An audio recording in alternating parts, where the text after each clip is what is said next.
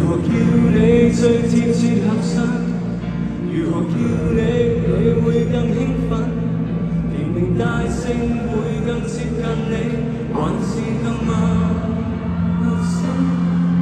要是完全忘了聲線，也沒有本身的名字，總記得神情和語氣，無字暗語，你嘅心中有知。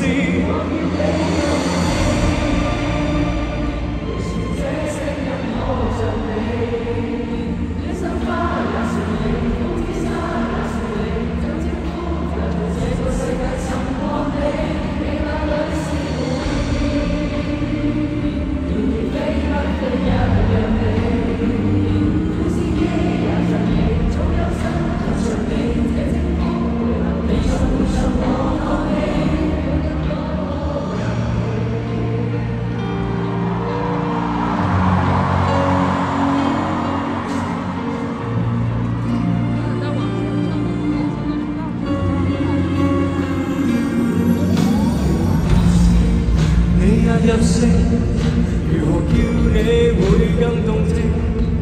長城變作世界名勝，同樣也是長城。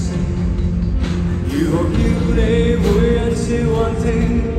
如何叫你最有反應？連名帶姓會怪我任性，還是太偽正經？要是完全忘了聲線，也沒有本身的名字，總記得神情和語氣，無字暗語，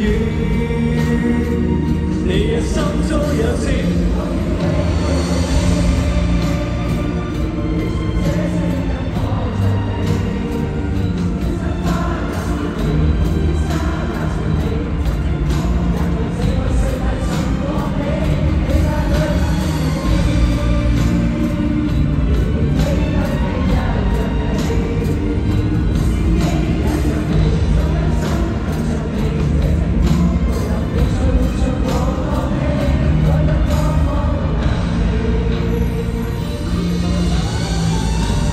有份和露水在門內，小心灌溉。